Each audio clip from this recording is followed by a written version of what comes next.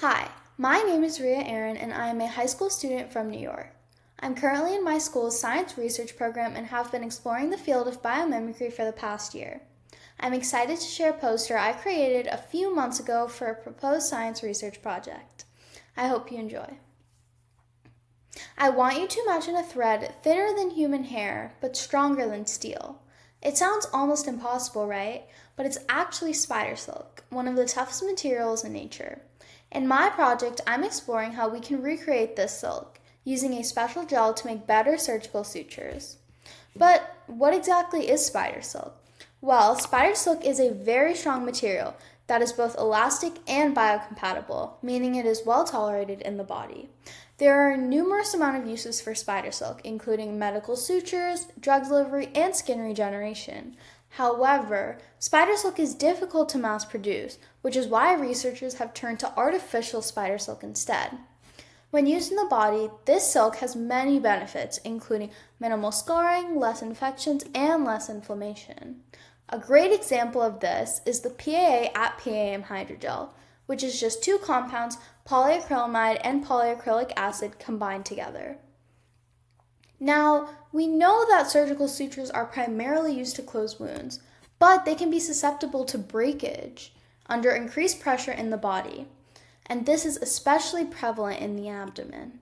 Now, an increase in pressure can cause wounds to open, which is also known as wound dehiscence, which can lead to the protrusion of organs.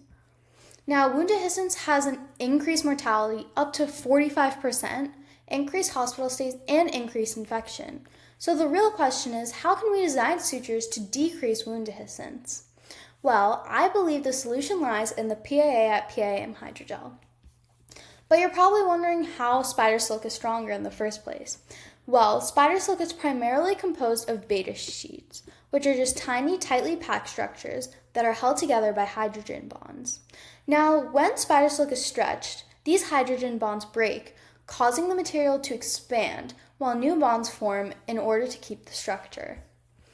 Now, many researchers have tested how well spider silk does under strain and stress compared to traditional sutures we use today, like Prolene. Now, these two images indicate how well the spider silk suture and the Prolene suture can handle stress, essentially.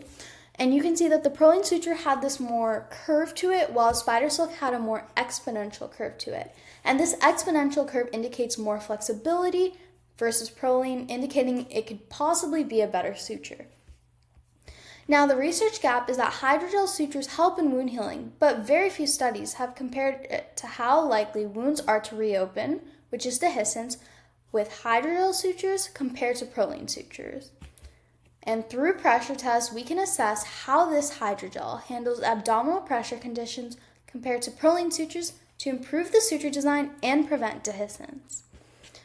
Now, for the methodology, the independent variable was the material, either Prolene or the hydrogel. The dependent variable was the pressure, and the variable kept constant was the testing system used, which is the Instron testing system, which is just a machine that holds the suture in two places and pulls it in one motion. Now, two tests were done, a tensile test and a cyclic test. So for both tensile and cyclic tests, prefabricated hydrogel sutures and Prolene sutures were used, but the main difference is that in tensile testing, the hydrogel suture was pulled in one long stretch to understand how the hydrogel acts under severe pressure, as you can see in this image. Now, the grips were used to hold the sutures firmly to avoid instability, and the suture was pulled at a constant speed of 30 millimeters per minute, and this was repeated with both suture types. Now, the difference is that in cyclic testing, the hydrogel suture and Prolene suture were both stretched and relaxed, and this was repeated 1,000 times. And this is a great way to help mimic pressure buildup and release in the body, and it helps simulate 6 to 7 weeks of movement after surgery.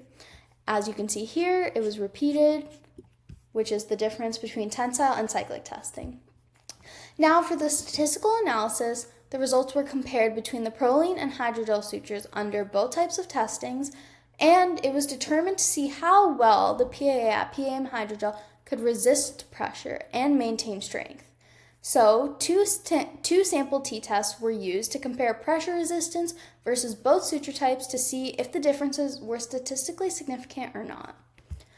Now, for the predicted results for the tensile testing, which is when the suture is pulled in one long stretch, for the proline suture, you can see that the proposed results show a curve almost like the one you saw in the introduction, which indicates that the proline suture is not very flexible and it's more stiff, and it clearly fails almost immediately, while the hydrogel suture gradually becomes more and more flexible and doesn't fail automatically, which is a great thing for a suture.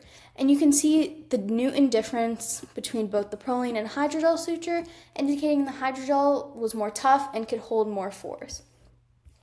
Now for cyclic testing, which is when the sutures were pulled and relaxed 1,000 times, you can see there's also a huge Newton difference here. The proline sutures could hold approximately 4.5 newtons, while the hydrogel sutures could hold almost 6 newtons. Now, the statistical analysis also showed these results exactly and showed that my data was statistically significant. So for the tensile test, the results show that the p-value is less than 0.0001, and for my cyclic test, the p-value was 0.002. Now, what does this p-value mean? Well, since the p-value is less than 0.05 for both tests, the results are statistically significant. And it was clear that in both tests, the hydrogel performed superiorly compared to the proline suture, showing it can handle long-term pressure conditions. This means that the hydrogel can be a great potential solution to wound dehiscence. Now, a limitation was that no in vivo testing was done to see how the hydrogel actually reacts under real body conditions. And this means that other factors inside the body could affect how tough the hydrogel is in reality.